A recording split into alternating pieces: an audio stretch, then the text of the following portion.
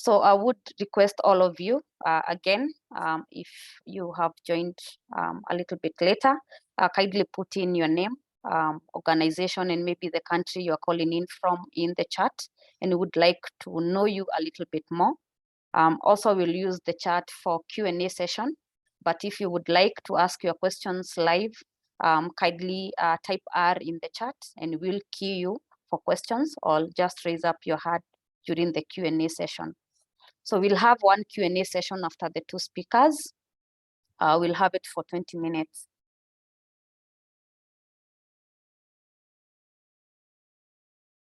So in terms of the program, we'll be having an introduction and overview to the return on investment analysis, which will be carried out by our colleague, Fred Kihara. He'll also give us some highlights on the Mombasa and Western Area Peninsula Waterford business cases. We'll also have Brooke Atwell that I'll introduce a little bit later, who will also give us an overview of the Waterford, the waterproof tool, and also how the Nature for Water facility is working and how maybe you can benefit from that program. And later we'll have a Q&A session for 20 minutes. So our speakers for today, we have Brooke Atwell, who is the Associate Director for the Nature Conservancy's Resilient Watershed Strategy, where she works to conserve watersheds around the world by developing sustainable watershed investment programs that meet the needs of biodiversity and communities. Brooke develops and executes a global strategy to mainstream nature-based solutions in climate and water sector and manages the strategy's portfolio flagship programs. She has a strong background in collaborative strategic planning, program management, economic and financial analysis for NBS, water governance, and operational and relationship management in close cultural and multidisciplinary settings. When not working, you can find Brooke backpacking and searching for Seattle's best fried chicken. So that's our first speaker, who is Brooke.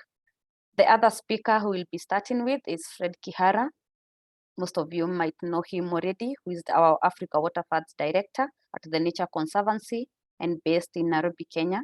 He has over 20 years of experience working in nature and water conservation in Africa and holds vast knowledge of building public-private partnerships and building resilient watersheds. Fred holds a Bachelor of Science in Agricultural Engineering and a Master's of Science in Soil and Water Engineering from the University of Nairobi. He got further training in Natural Resources Management and Administration from Colorado State University, Strategic Leadership for Environmental Leaders from Harvard Business School, and Executive Organizational Leadership from the Judge Business School at Cambridge University. He worked previously for UNDP Kenya in Energy and Environment Unit and was the founder of the Nairobi Waterford, which is the Africa's first waterford, for which he now serves as a trustee. So those are your speakers for today, and I'll just go ahead and let you hear from the first one, who is Fred Kihara. Fred, you're able to share your screen, or if you want me to help you, let me know. Thank you. Thank you very much, Florence. Just give me a thumbs up when you can see my screen, Florence, and also keep me checked because I'm using shared internet, and in case it's dropping, I keep colleagues on this call.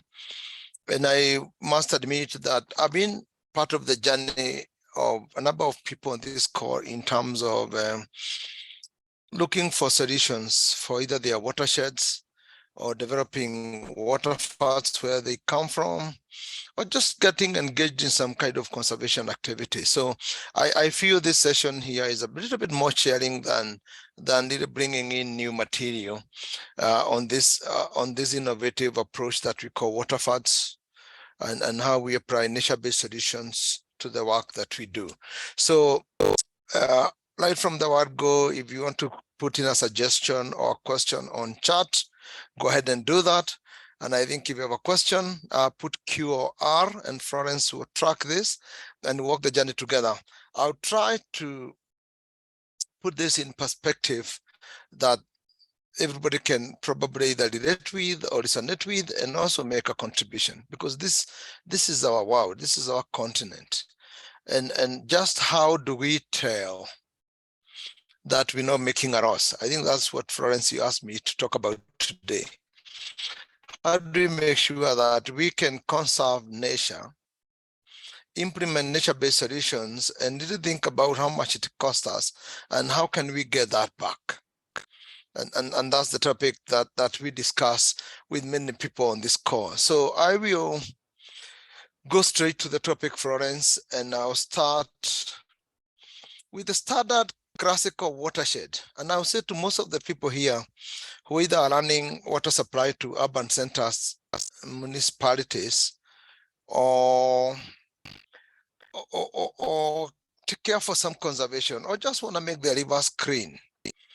They start with the area where they gather their water from. They start with their watersheds. They start with their catchment. And I when we start this, I found it interesting. I mean, I took this photograph to say, this is what you give us. This is where you get your water from. And then the water collects along the channels into a river, into a dam. And from this dam, you abstract water to supply your urban center. This is a true example from Eldoret. This is their catchment. This is their Moiben Dam. And from here, they supply half of the water for the city of Eldoret. And it's true that before people realize there's a challenge, they think everything is working. And by that time, when we come into the watershed and we look at it, it's good for us to admit that we probably, when we bring in scientists, they probably see it different. They probably notice very quickly that lots of things that happen to this watershed. When you have this photograph, it looks green. When the crops are gone, the area is fairly bare. You start noticing that there's been some signs of erosion, and you start noticing that there's a lot that goes on, and there's very little conservation that has gone into that piece of land. And this becomes the beginning of the journey of what we do. Under normal circumstances, there are a set of desired goals. What do we want to see? And the very main one for most of the areas where we apply water funds is actually the desire for water security. People want clean water. And people want clean water because that is an urban center, it's communities who live downstream, it's industries. The second one that we are now careful about throughout is climate security. We are aware that these watersheds are the only places we have that we can sink our carbon. That's where the wetlands are. That's where the forest is. That's where the green space is. And for that reason, we want to make sure that we use our watersheds serve that purpose. The third one is food security. We want to be able to feed our people, and what we're looking for is higher crop yields for the same space or for less space, other than opening more and more lands just to grow crops. And then the other thing that we've seen a number of them, and we saw this a lot in Nairobi, is reduced threats. And for reduced threats, for example, is in Nairobi, we had cases of landslides. People had their meal and they had dinner and they went to sleep. And somewhere in the middle of the night, there was a landslide and their house and everything they owned was washed down the hill. And by morning, we're having to dig in the mud to see if we can recover them or recover anything. And most of the time, they've passed on. That's just one example, and there are many other examples where this is important. Part of your land gets washed away. It's where you're growing your crops. It's where you had your food. And there are many other benefits. Some of the others I would say is, of course, habitats for communities, and so habitats for animals mainly, and wildlife in particular, and that's why we also do a lot about tourism. So then the action begins. And part of the action now comes in terms of understanding the watershed and understanding what goes on. And it's in these watersheds that we look at how it rains and the evapotranspiration. We look at the amounts of rains. In Africa, half of the areas we deal with get less rains than they would need. Some of our watersheds, Mombasa, 800 millimeters, Cape Town, The watersheds get 300 millimeters a year. That's a challenge. So that begins to become the reason of what we want to do in our watersheds. But we also have areas, and I will maybe just use one example, which is Freetown. And the watershed that actually receive 5,000 millimeters of rainfall. That's way, I mean, the way much more than anybody else that's probably here. And that becomes a challenge also. How do we drain that, and how do we make sure that that water can go down safely and we can harvest the water we need? So I'll not explain this, but I'm just trying to show the many issues that we are faced with, into how much of that goes into the ground, how much of that go to replenish our rivers and our wells, how much of that is deep aquifer for boreholes, etc., and just how do we manage it so that we can be successful. And when you really look at this, we in terms of analysis, and most of this, I know I don't want to talk with the models today, but a model like SWOT, which is the soil water assessment tool, just helps us understand how can we manage this water successfully. And there are many other models, particularly about soil erosion. And these models just look at how can we reduce the soil erosion, how much the soil erodes. How can we even reduce slopes? That's what we do when we terrace, is to reduce slopes. How can we reduce the erosivity of the water by providing of the soils, by providing cover? And how can we make sure that the areas near the rivers have some buffer vegetation, sometimes just grass, some people plant napier, others plant indigenous crops, just to make sure that we can reduce the erosion and the water we lose, and also keep the soils in our rivers. And inevitably, we end up with some little bit of that going out, and that is part of the sediments that we have in the water, and sometimes it's not literal, it's a lot. And I just want to say that we need to look at the inputs that we need to be able to determine how to reduce sediments. A lot of this information is gathered, but a lot of this information is actually available with the stakeholders. People in this team are able to help us gather a lot of this information, and this becomes the basis of really being able to tell what to do. Land use, the topography, you can get maps, erosivity of the soil and erodibility of it. And then on the other side is how the stream, or some of the streams are gauged. Others are only gauged occasionally, but still useful. Then the watershed areas and how do we get the characteristics. And reservoir fish, and then how our reservoirs are, and how are the economies that how do we use the water for. And then classic models then are generated. Actual evapotranspiration, water yields, water supply that's needed. Sometimes it's energy.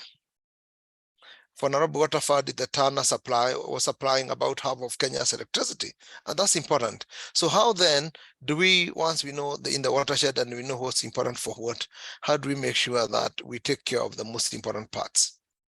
And this is how do we get to a cure? We use biophysical data with models to target best intervention points. I've just talked about that. We then, there's a resource that's available, and there's a lot of online data called WOCAT, World Overview for Conservation Approaches and Technology. I know it's been developed in a big database. There's virtually any technology anybody can just look up and see what suits your area. And approaches also, what approach, how can you gather people together to get the work done?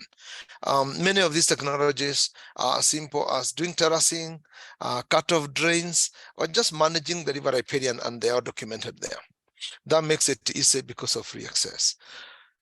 The cost of conserving interventions that works best for you. Again, you look at that, and then you match the full costs and what is the likely result and benefits. And that's how you tell what returns would you get for what investments you apply. And we do all these models to really show that you can change the Eldoret watershed into a little bit more improved watershed. But there are things you need to include that were not obvious. After simulating this, you see which are the most important areas. Also, you realize there are areas that you need to use for monitoring. So you get gauging stations that matter for the areas that you are impacting positively. And with that, you're able to tell that how much of your intervention is actually helping improve the amount of water flowing the rivers, reduce the sediments, and you can track other things with the farmers like food supply and so on. And then that becomes a classical benefit, a classical watershed that then you can aspire towards with your interventions and with your investments. I'm just about to give some examples from Mombasa in a minute. But if you allow me, I just want to bring this example up to show that you can actually use some graduated on scoring to just tell where do you impact more. If you invest a little bit on soil erosion, for example, prevention, on water harvesting, where can you invest? How can you get more benefits within the watershed? The reason why it's important to map it is because when you use this map with the stakeholders, when you go down to do the work, people get it. And it's easy to target the areas that are important, that you can actually get results faster in. And that's just an example I gave. And so just to summarize what I just said right now, it's to say that it starts with understanding your case, because all our cases are different. And then applying some scientific analysis, and then matching the cost and the benefits, and then getting a suite of recommendations. And then work begins. That's the science side, but people need to go down to the ground and get the work done, get all the recommendations implemented. Florence, I'll move on to a second part, which I'll give an example, Rajat from Mombasa.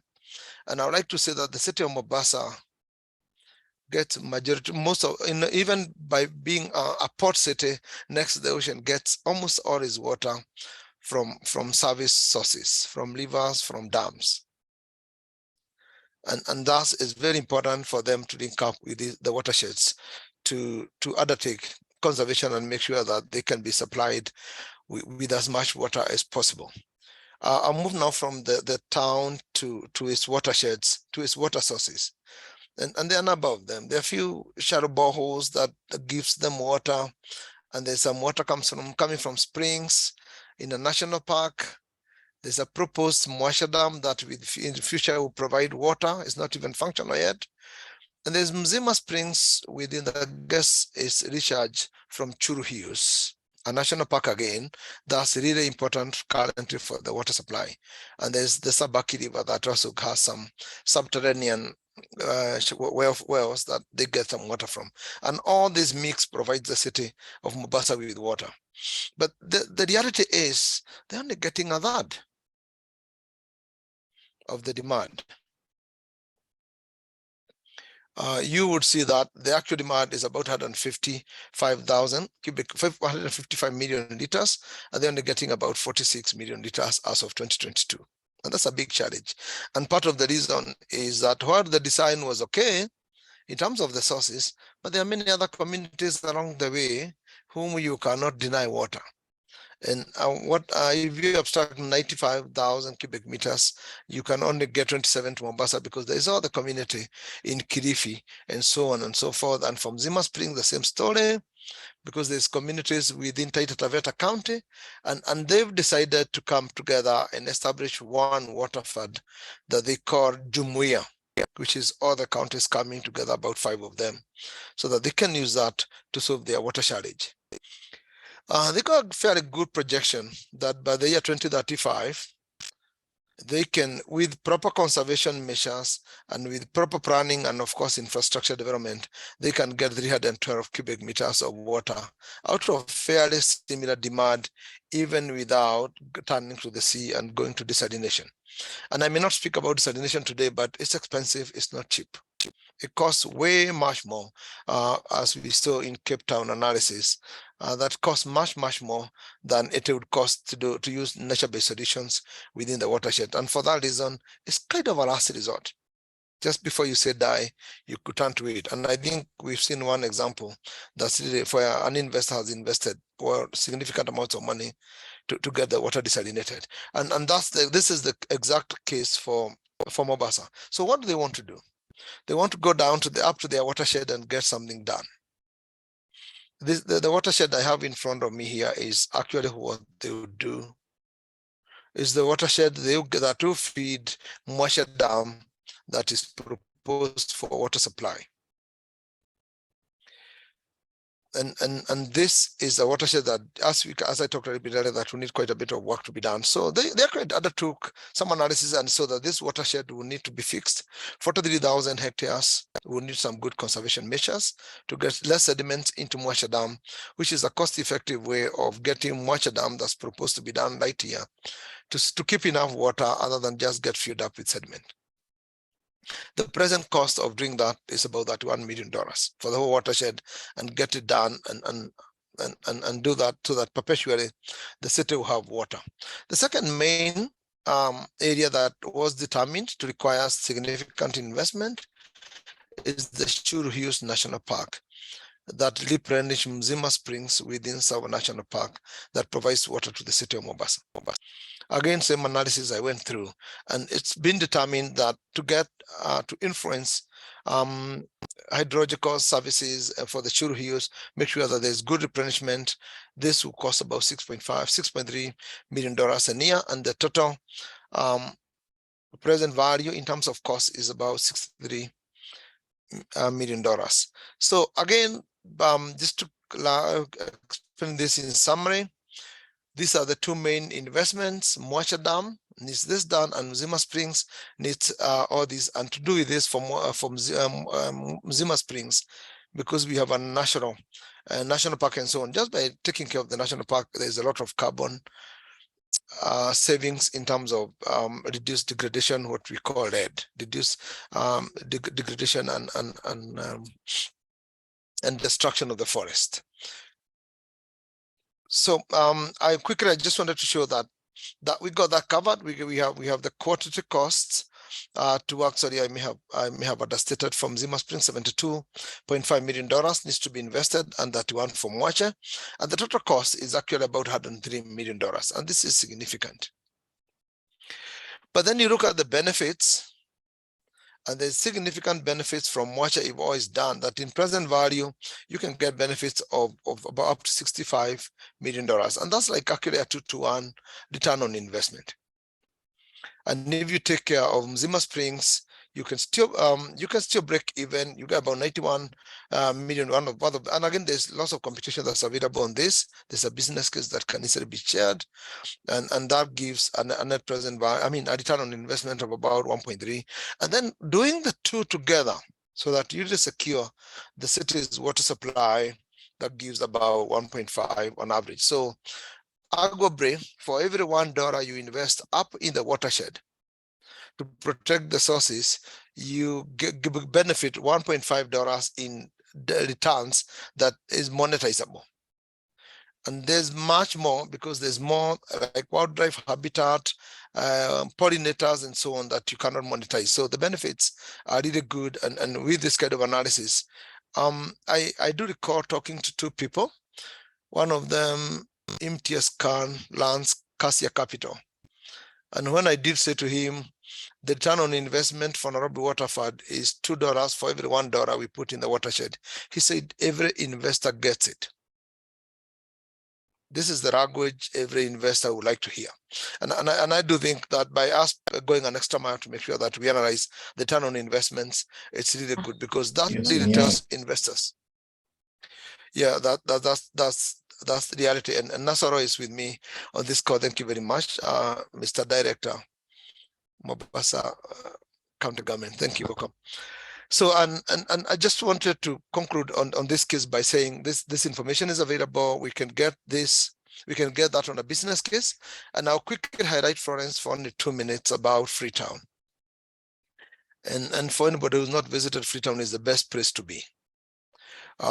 You get an ocean line there, and once you get to the mainland, you get the city, and right behind the city is Western Area Peninsula National Park.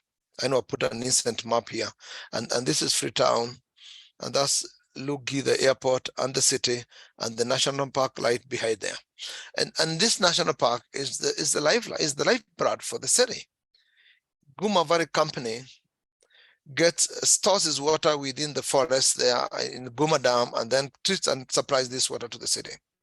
And there are significant threats to this national park just because of the fact that it's very close to the city, so people don't have enough land to inhabit, and they keep trying all manner of ways to encroach into the forest and also people need food.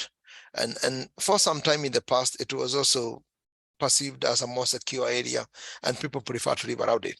So the reality is, just by protecting the western area, Peninsula National Park, using this water fund, the return on investment computed is like $2 for every $1 invested.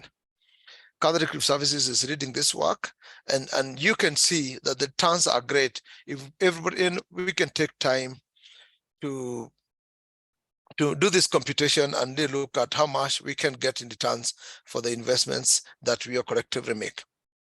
What I found the most important is that this is really good for downstream water beneficiaries, industries, county governments like Nasaros in Mombasa, because this is really one important justification for them to invest in nature-based solutions, in conserving their watersheds, and to get and they get then the returns that everybody can benefit. Those in the watershed get better conserved farms, get food security, and those downstream get water security, and all of us have climate security, which is like a win for everybody. Thank you very much, Florence. I'll pause there. I'm happy to answer questions when we come to question time, or share more through documents to anybody who requests. Thank you. Thank you, Fred, for the great presentation. Indeed, it was a lot. I'm sure people have a lot of questions. So kindly type them in the chat, or type letter R in the chat, so that you can have to ask your question live during the Q&A session. So we'll go to our second speaker, who is Brooke. Brooke, if you are ready, let me know if you're able to share your slides. Can you see them, Florence? Excellent. Perfect, yes.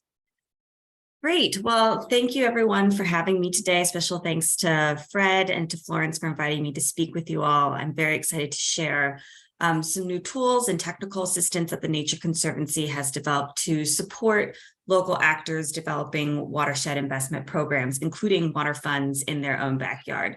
So as Florence mentioned, my day job is the Associate Director of Resilient Watersheds, but I'm also stepping in for one of our colleagues, Eustace Reppel, who is on paternity leave right now. And so I'm the Interim Director for the Nature for Water facility. And until he comes back, I'm happy to be your point of contact for any questions or concerns you might have. All right, let's dive in. So today I'm going to talk to you about Waterproof, which is a tool to develop a rapid pre-feasibility level assessment for your return on investment.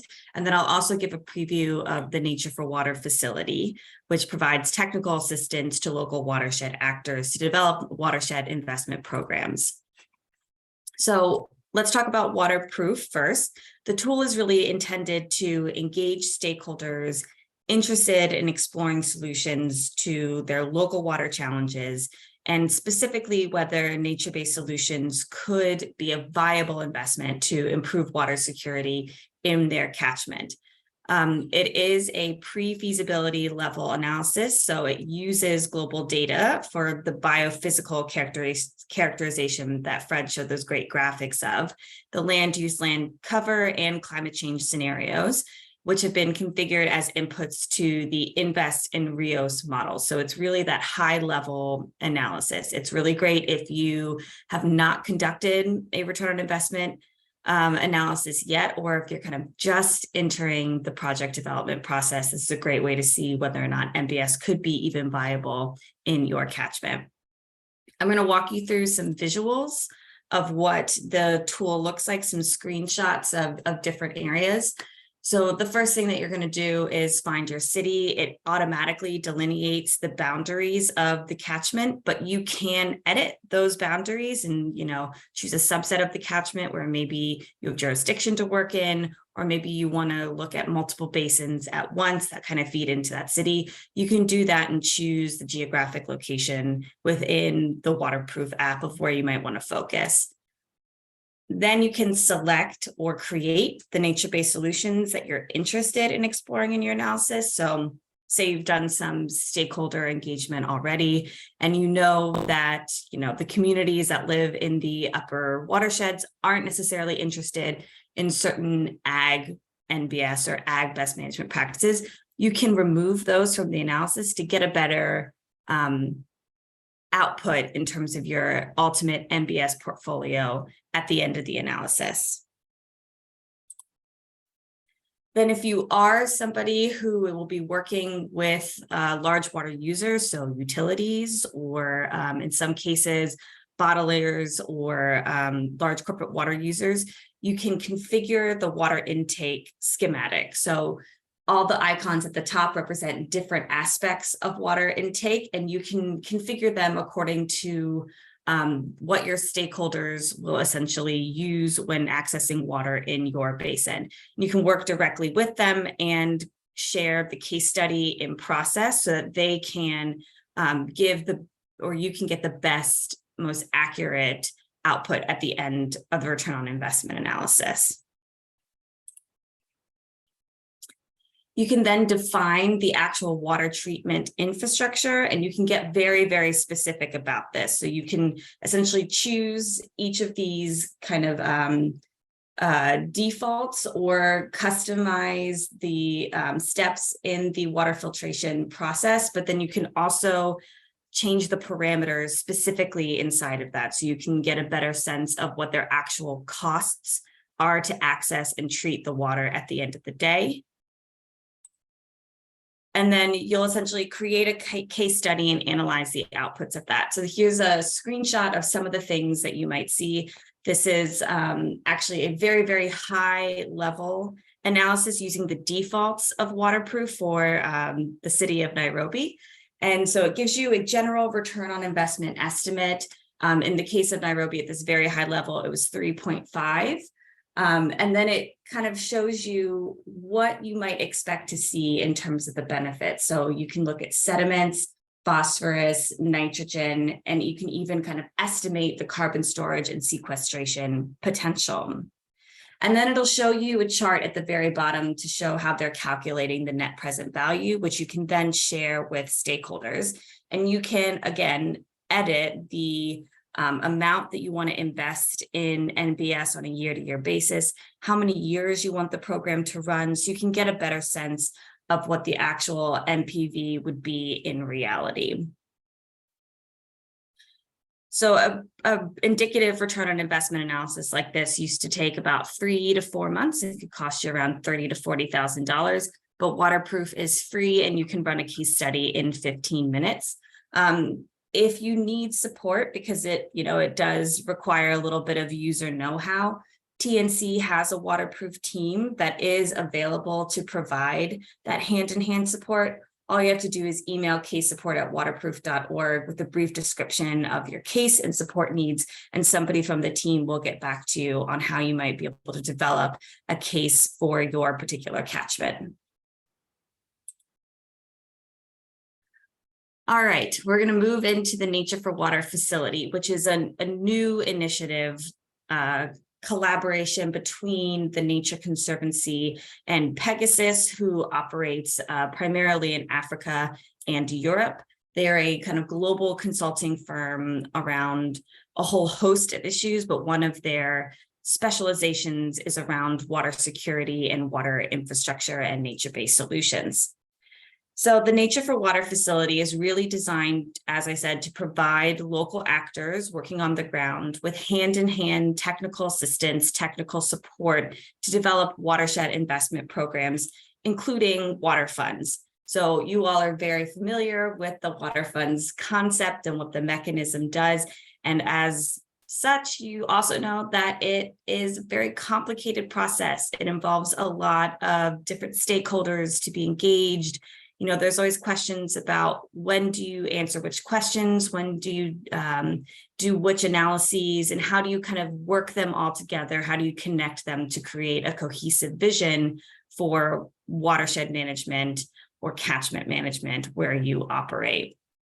So TNC has taken the lessons that we've learned from water funds around the world, and we've essentially codified them in a recent how-to guide, which looks at all of the steps into creating a watershed investment program, including water funds, and breaks it out by phase and the steps that you need to do, whether it's kind of stakeholder engagement, governance, return on investment, as Fred mentioned before, and how you might stitch all those pieces together. We've been doing trainings on water funds, not only webinars like these, but actual in-person trainings, which many of you have probably attended for many years. And it is an excellent way to garner a lot of support and energy and effort around nature-based solutions, and particularly the water funds model. But the question that we always receive from partners is, excellent, I'm really pumped to do this where I live, but can you help me do that? What is the first step that I would take back where I live? Can I take the lessons that you've taught me, and how do I apply them on the ground? Can I get a little help to do that?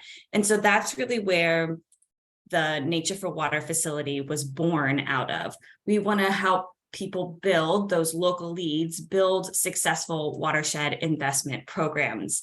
These potential profiles of the local lead could be anything from an NGO staff member to utilities, maybe corporates who want to invest in the catchment where they operate, and even development finance institutions who are looking to provide a loan in place. We can partner hand in hand with them to help them develop what that MBS component of maybe that green-gray infrastructure loan might look like.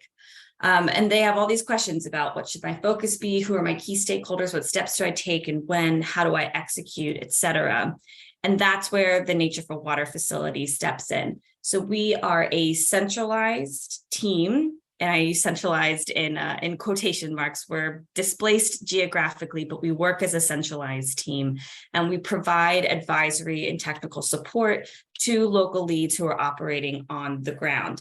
So our team includes project managers who understand the process and the day-to-day of getting a watershed investment program up and running, water sector management specialists, hydrologists, economists, folks who are specializing in GIS and finance, and we can help local leads kind of stitch these pieces together, maybe fill in a gap where they just don't have the technical capacity on the ground to essentially hurdle that barrier and get moving quicker. So the facility has a diverse set of skills that allows you to create and establish watershed investment programs, and we support local champions to implement nature-based solutions for water security. Ideally, it would have a biodiversity or climate benefit as well. These are essentially the principles for how we operate. So we're demand-driven, we're client needs focused, and we have this continuity of care principle, which allows us to essentially say, looking at the totality of your program and what you've done so far, here's what we would recommend in terms of what we see as your next steps. We're not just there to come in, perform a service, and then step out. We actually care about the long-term success of the programs that you're developing on the ground, because they really do have real impact in real people's lives. And we want to make sure that that's actually realized as quickly as possible in your own backyard. And then, of course, as I mentioned before, we're leveraging and iterating and innovating on the water fund track record that the Nature Conservancy has built over the last several decades. So we're a blended international team, and we have direct experience working across over 15 water funds around the world. And as I said, it's a partnership between the Nature Conservancy and Pegasus. And then there's a whole host of service offerings that I'll get into a little bit more detail about in a couple of slides. But essentially, this is how we're set up. So if you were to reach out to the Nature for Water facility for support, that client and local lead would be you in orange. And then the engagement manager would essentially be your project manager to support you through the technical assistance process. And then we would be paired with a science technical lead, usually not in all cases, but in the case of return on investment or business cases, a science technical lead is very much important. And then we have these subject matter expert pools that we can pull from, where we can get GIS, data management, hydrologists to come in if it is key to your specific instance, in your specific case. And then we can also have a SME pool around finance and governance expertise. So say you're looking to develop a watershed investment program that spans, corporates, government, private sector, NGO, we can figure out what that governance arrangement might look like that would enable you to accept the funds that you need and then deploy them quickly to make sure that there's impact happening on the ground. And the way we do that is in a couple of ways. So we can provide service in either a sponsored engagement format, or a fee-for-service engagement. So fee-for-service is exactly what it sounds like. The client pays for the engagement. You can kind of skip the lines, so you don't have to wait till disbursement windows to apply for technical support. But otherwise, it's identical to what our sponsored engagements are. So let's talk about those a little bit. Sponsors engagements are where the facility provides the majority of co-funding for the engagement. So usually we'll ask for the local leads time in return for the technical assistance that we provide, because we need that kind of through line to the ground, and we need that expert counterpart that we can work with to really deploy solutions more effectively. We have bi-yearly, so semi-annual disbursement windows, and we have a set of prioritization criteria and a application that folks fill out. So the next one I will talk about in a bit, but that'll be in October 24th. And then usually our other one is around May timeframe. Usually takes about 3 months to kind of move through the complete call for proposals process between submittal and then an interview process with the programs, and then going through scoping, at which point then we close and move forward with the engagement. The other thing that's kind of unique about the facility is this aspect around knowledge management. So we have this commitment to open source all of the tools, all of the processes that we're using, all of the standard templates, to make sure that folks can access those. And those will be hosted on the Waterfunds Toolbox.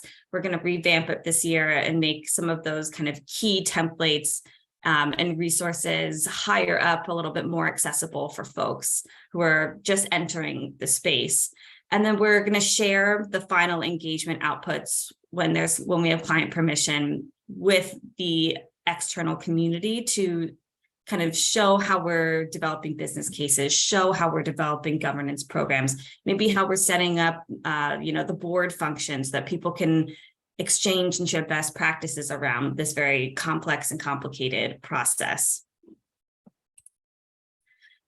So I'm going to talk about our call for proposals window that opens October 24th. So these are sort of the phases that we're designed to support with. Pre-feasibility, so essentially answering that question around what is the high level potential for NBS to address water security challenges. This is where you would use Waterproof.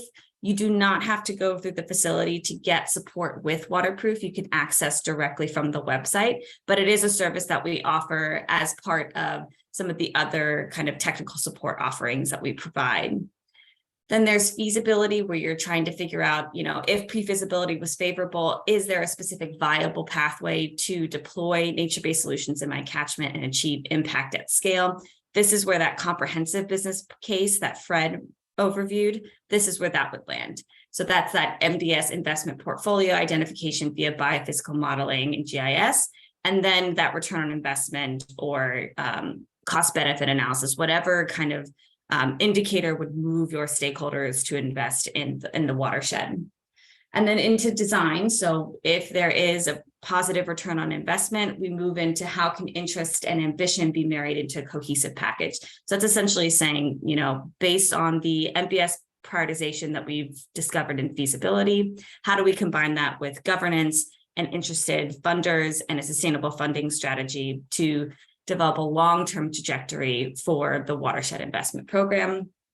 And then, of course, execution, that's exactly what it sounds like. You're executing on the ground. This is usually where we develop and deploy a lot of monitoring and evaluation programs at scale. And this is where we do, a lot of board health checks, operational health checks, figuring out how you're communicating out to those stakeholders around financial and water security, biodiversity, climate impacts that you identified during your feasibility. So here's kind of how you access it. So again, October 24th is when the call for proposals will open, and you can follow that QR code to sign up to receive the save the date and associated webinar info. So there'll be 2 webinars that will talk you through kind of the technical service offerings that the facility provides in a little bit more detail to see whether or not it might be a match for your program. And then also there'll also be a second webinar around the details of how you apply for the technical support. So it'll go through the application process, the timeline associated with it, and what programs can expect in terms of communication and frequency, I should say. So if you don't, necessarily make it through the first call for proposals, what's the feedback process that you might improve your application for the next round of call for proposals, which starts in May? And there's currently a guidance note available, so you can see a little bit of what that, that criteria would be for the call for proposals. Then the second QR is just general information about the facility. So some information about our technical offerings. You can view our current portfolio there and then get a glimpse into the technical team that is standing by waiting to help. So again, this is my contact information. Here are the two websites where you can learn about the strategy work and the Nature for Water facility. If you have any questions, please do not hesitate to reach out if I don't get to them in the Q&A portion. Thank you, Florence. Thank you, Brooke, for that very informative session. It's really great to hear what the two tools has to offer. It's quite a lot, and I'm sure most people would be interested. I can see a lot of questions coming in the chat. So the first question was from David Kenyo, and thank you, Fred, for answering Gabriel on chat. So we'll skip that and go to David Kenyo. David Kenyo, are you able to ask your question live, or should I read it out? If able to unmute, kindly do so. Okay, if not, okay. Hello. Go ahead. Thank you, Florence. Thank you, Fred, for your very good presentation. I think my question is, sometimes we focus on the infrastructure, water infrastructure, and not necessarily the environmental cost of protecting the water basins and catchments.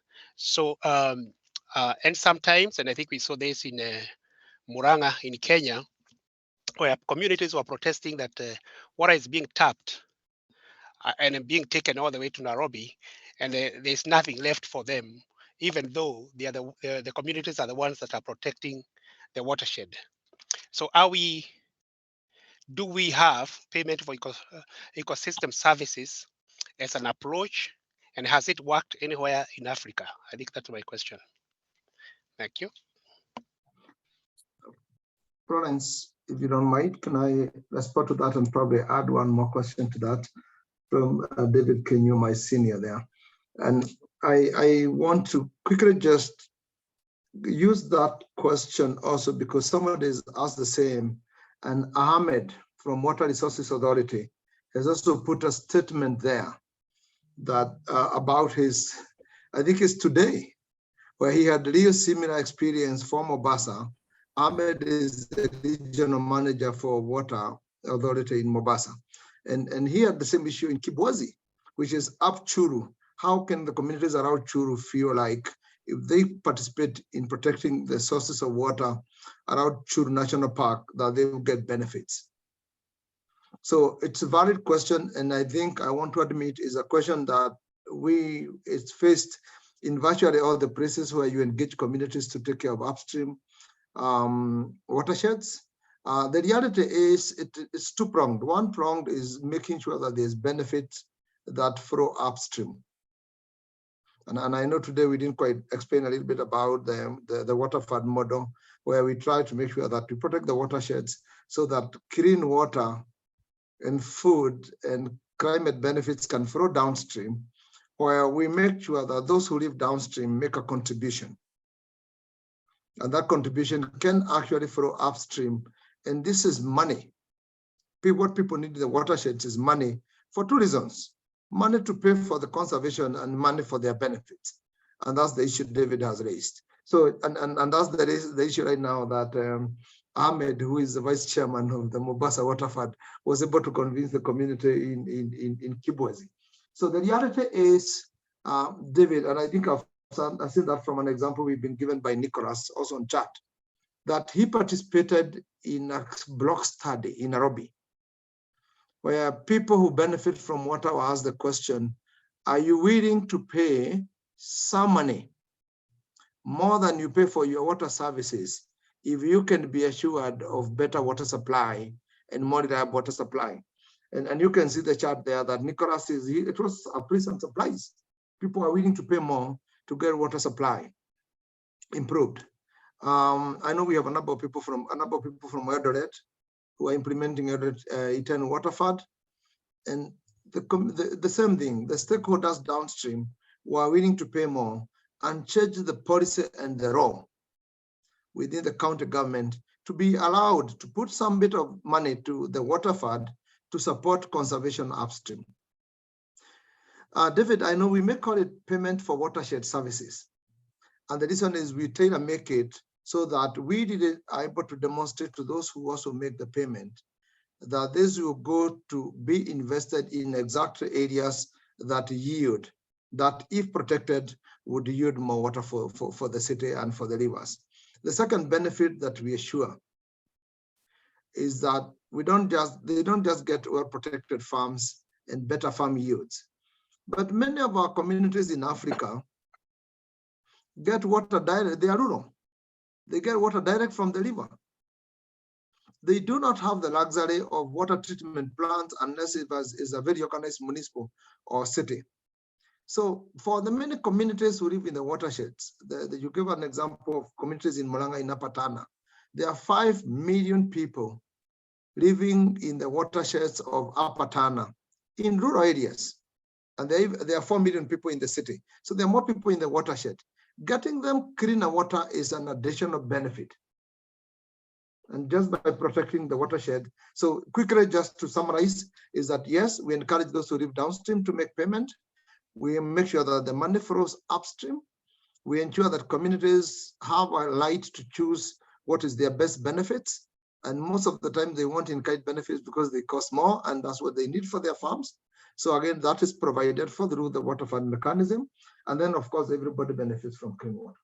That's the way I would like to give, and then very much I was able to touch on two other questions that had come there. Florence, do you want to move on to the next one?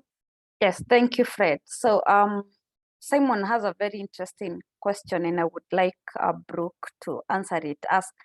Since Brooke shared a map with more than 43 water floods. Simon, would you like to ask or should I just read it? It would be good to hear your voice. Yes, thank you. I was asking if there is kind of unintentional bias towards highly productive or high rainfall areas, yet most of the biodiversity and a lot of impact, especially return on investment per capita, could be realized in arid and semi-arid lands. Yeah, it's a great question, Simon.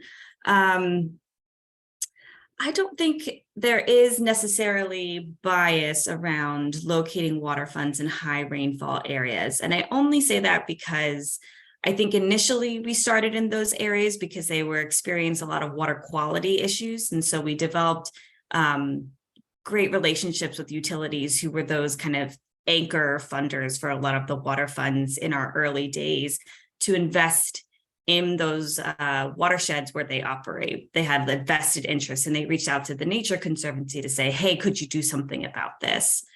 But we do actually have a ton of water funds that are located in those semi-arid and arid lands who focus on kind of aquifer recharge or maybe fire management even. And I think increasingly you'll see our portfolio move in that direction. The science around nature-based solutions and water quantity is a little bit less straightforward than water quality. There's still a benefit there to improving water quantity, but those systems that are experiencing water scarcity are very complex. And so often now we're finding that maybe MBS and gray infrastructure are jointly combined in an investment package. So when you kind of do the biophysical prioritization and model that Fred looked at, you're kind of considering both the combination of green and gray infrastructure interventions in the same watershed basin to come up with the best opportunity to improve not only the water quantity in the area, but the quality that is often degraded as well in those semi-arid or arid areas. So I think you'll see more water funds, more watershed investment programs popping up in semi-arid and arid lands, but I don't think it was necessarily a bias to begin with. More so, where were the willing partners that were there to give the Nature Conservancy the money that we needed to mobilize to support those watersheds?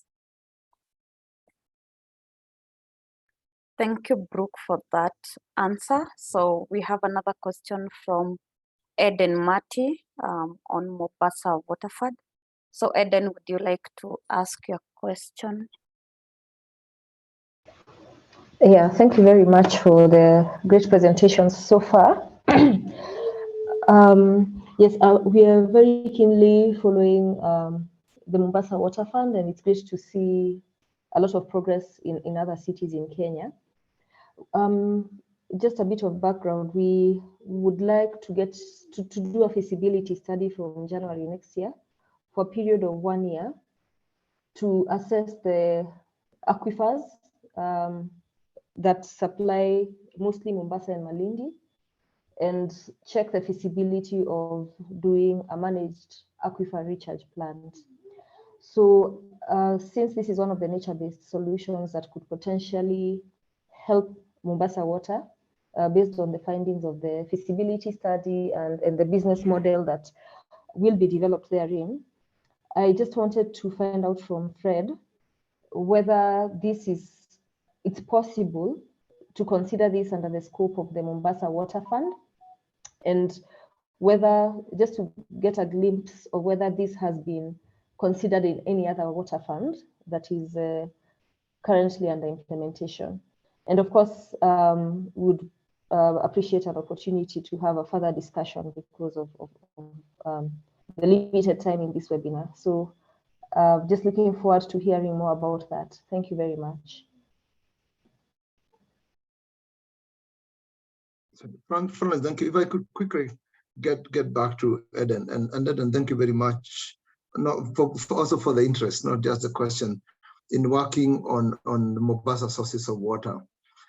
Some quick responses. This is exactly the study around Churu. The study around Churu is how can we, is to understand the recharge that goes on within the Churu Hills National Park, and how that recharge then recharges water availability further down at the Mzima Springs. And this has been done, and that's so. What I would do is recommend sharing with you, and you can get that through the network because you're a member. Sharing with you on the studies and how that was analyzed. That's point number one. Point number two is we actually value mainly most of the groundwater that comes that's available, whether it's Tiwi, whether it's Marera Springs, whether it's one of the springs that's actually further in Taita Taveta. The point is, increasingly, there's a lot of settlement around the springs. So one of the challenges that water is important, but is going to continue more and more supplying demand that is much closer to them as opposed to Mombasa, the island, and Mombasa, the city, but it's important. So being able to study together with you on your study would be very valuable, because there are three things in there that you look at. You look at the current yield, you look at the need not to abstract, because that of abstracting the springs leads to upconing of the saline water from the ocean, and that's bad for the spring because then they get saline. And the third one is the recharge. How can recharge be improved? How can recharge be encouraged? There could be some work around TV that can be done. There could be some work in Morugaje, in Taita Taveta for the other spring there. Marera seems fairly stable as a supply just because it's inside the national park in a protected area. But again, also looking at that would be important. So please, I would encourage it. And I know I have people here like Ahmed. We have Nasoro from the Directorate of Water in the county government who would want to be collaborators. So welcome. January is not far. Let's prepare now. And also let's share with you as soon as possible the work on Churu Hills so that you can look at that. But also anybody else who would like to participate in some scientific work is really welcome. Florence, allow me to respond to one more question that was by David Kenywa, also about how much are we able to really look at the environmental protection costs and how do we work that into the water supply. The reality is that we try to do our best. We know we can get to every piece of it, but the whole thing about what Brooke explained with the models we use is to try as much as possible to really look at it and see what we can do. It is possible that even the water that percolates deep down beyond the river levels and so on is still valuable because it probably keeps lakes and so on alive. But we try as much as possible to determine what does it cost for us to do environmental protection. What I could do is to again offer to David and anybody who would want through the network to share some of the business cases that we already have. We're talking about Mombasa right now, and we're talking about Eldoret, and we're also talking about Sierra Leone, Freetown. And in the process, we are developing the one for Taga, City in Tanzania, and several other places. So if we could share these and then peer review, folks could get back to us and let us know how we can either improve or how satisfactory what we do is. But our intention is to do as much as possible. And the same comes to the benefits. We know we still leave some around the table, like I mentioned. Good well conserved watersheds get us great pollinators habitat, whether they are bees or other insects and so on and so forth. And that's important, and we value that. So we try as much as possible to do that, but we actually bring to the table what is monetizable as much as possible. Thank you very much. Over to you, Florence. Thank you, Fred, and thank you everyone for the great comments you're making on the chat. Brooke, there is a question whether we have water funds that are self-sustaining or making some profits. You can attempt to answer, and maybe Fred can also chip in on that. Yeah, that sounds great. And Fred, I'll also send you the Sebago and New York business cases, because those focus on pure protection of intact habitat rather than restoration. And I think that might be interesting for you to see how they, made the counterfactual case for this group here. But yes, we do have water funds, which are self-sustaining. They're usually not making profits. Those benefits are usually flowing downstream or upstream to beneficiaries of the actions of the water fund. So those are usually your local communities who are implementing, maybe you're contracting out implementation and you're creating jobs. The water utility, your large water users flowing downstream may benefit. And then of course the government could benefit from sort of wide sweeping socioeconomic benefits that the water fund might be investing in. So the fund itself is usually not making profits. However, we do have water funds which are self-sustaining, and Fred can probably give some examples from Africa, but I'll focus on two. One is in Quito, which they are self-sustaining because they raise an endowment based on a tariff structure. So I guess almost a decade ago, the local water utility lobbied the regulator to allow them to tack on a tariff that was slowly increasing over time to reach about 2% now, and that's the rate it will stay at. And that 2% goes into the water fund to grow its endowment, and then the return from that endowment is used to invest in watershed conservation in the larger Quito watershed upstream. And then the other example is around Texas, and they are doing aquifer recharge in the Edwards Aquifer in the southwest region of Texas. And they instituted a tax system, actually. So it's not a tariff, it's not on water use, it's a regular tax system that everybody who lives in the region and kind of is serviced by that aquifer pays yearly. And that is generated on a ballot and renewed every 5 to 10 years, depending on the length. And they generated about 350 million for the aquifer recharge in that region. Fred? Thank you very much, Brooke. And just to say, Waterford started in Quito actually in the year 2000. So it's been like 2 decades of developing them. Actually, this year we celebrated Waterfords at 22 in the year 2022. So with that, we've grown to the number that Brooke just showed there. Just to give a few examples, Nairobi Waterford, for example, in Africa, did a business case that was launched in 2015 that required an investment of $10 million over 10 years. And the return on that benefit would be $21 million. That was the monetizable benefit. And that's why I said in the beginning, there was like 2-to-1 return on investment. We are now 7 years down the road. And we've seen 2 things happen. One is that there was a lot of momentum in supporting conservation work.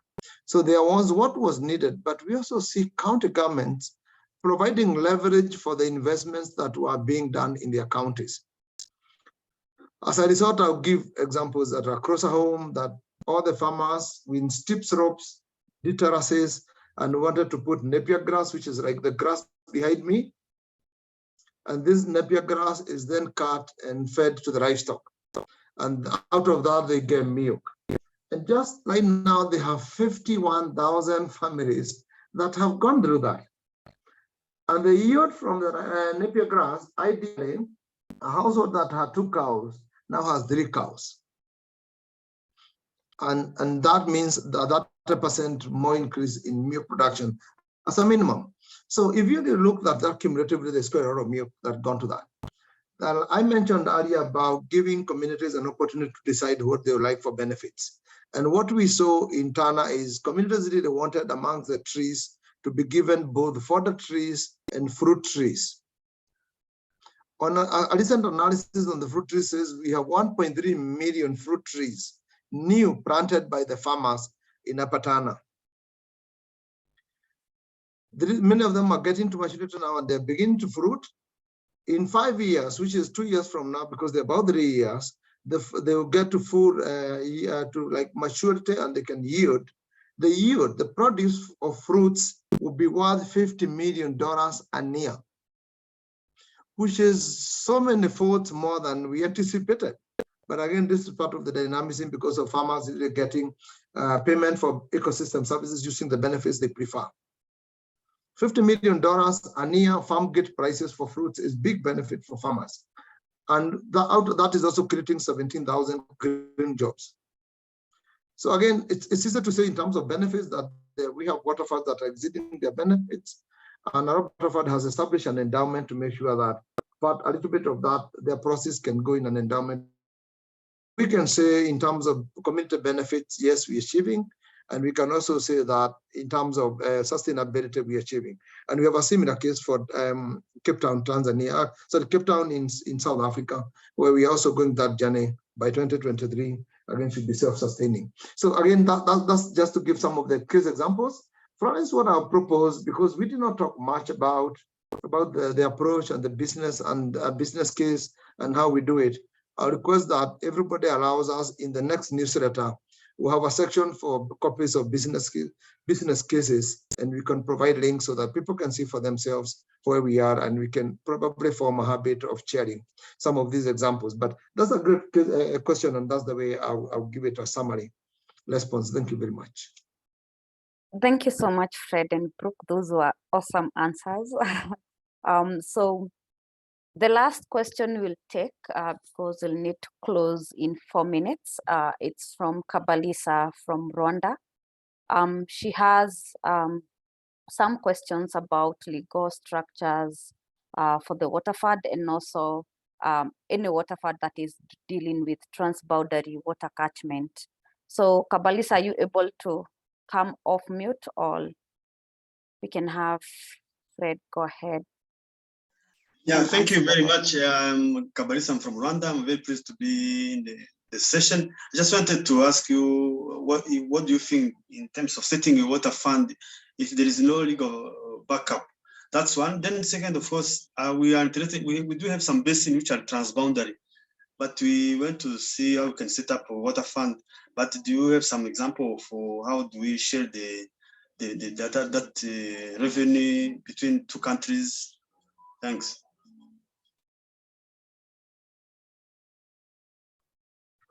Fred, do you want me to take the first part? Yeah, please go first. Yeah. Great. All right. So the water fund itself is not the same as like a financial management fund, like the Climate Fund for Nature, where we're dispersing large sums of money to multiple countries. The fund itself is more so like a governance and financial mechanism that prioritize investing in local watershed issues. But it's not just a disbursement, it's also, you know, the prioritization and the management of MBS, impact reporting, so on and so forth. And so we're usually the ones trying to access those large funds like the Climate Fund for Nature, or maybe the French Development Agency is allocating 30% of its climate adaptation funds towards biodiversity by 2025. And we're the ones trying to get those investments to come to us so that we can pool them and then allocate them in the best possible way. We do have examples of kind of cross-boundary or cross-jurisdictional. I don't know if we have a country or cross-nation transboundary water fund. Fred, you might know better than I do, but the water fund, the way they set up the governance is exactly aligned to facilitate that data sharing, that trust building, the stakeholder engagement across a variety of jurisdictions so that you can actually effectively implement integrated water resources management at whatever catchment level is significant in your region. And Florence, maybe I can send you the stakeholder engagement information that we have that kind of talks about how you might facilitate a governance mechanism that functions to meet those needs. Fred? Yeah, thank you. And in the interest of time, I'm just going to give two examples. One example is actually in the highlands of Lesotho, and the Gauteng water company that supplies many of the cities, including Pretoria, in South Africa, actually borrow water from Lesotho. And the reality is, everybody is obliged to make sure that there's water coming from the watershed.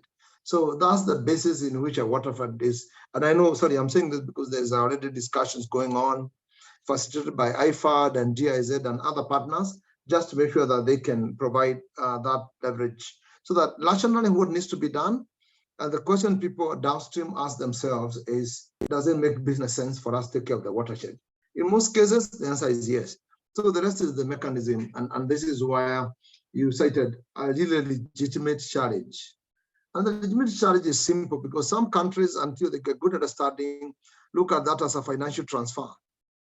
Why are you moving money and probably seeking tax advantages in our country, yet you're going to use that money to build the economy of another country? But the truth of the matter is then we're going to secure our source of water. So there's some good examples that we could share, like Onasecom manages transboundary water resource management, and they work on this kind of benefits. The other one is Ghana. The white water comes from Burkina Faso. And right now there are members on this team here who are doing Tamale Water Fund to just improve water quality at Nawuni, where Tamale municipality gets its water from.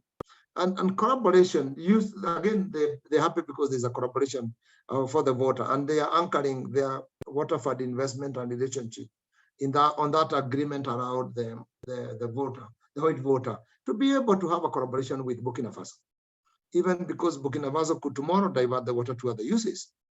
So how do you also ensure that you have that collaboration and it's important? So again, there's a bit of lobbying our leaders there and talking the truth and looking at the realities together, and is the way to go, but it needs diplomacy. Thank you. Thank you, Fred and Brooke. It was really awesome to have you on this call today and talk to us on the business cases and how to do our return on investments for different watersheds. And thank you to our participants for being active and asking questions and comments. We have made promises to share a few documents, including business cases, stakeholders, engagement, and some governance mechanisms that we have in our library. So I'll share that together with our recording for this call, together with the presentations that have also the links to some of the resources. We appreciate your time. We have gone over with 2 minutes. Kindly forgive us for that, but I know you benefited from this call. Thank you, and kindly reach us through the means that I have stated on the chat, either through the email or through the network. Direct email to the network or on Twitter, and we'll be able to share more information. And also you can let us know on some of the topics that would interest you most for the next webinars. Thank you so much, and see you next time. Bye-bye. Thank you.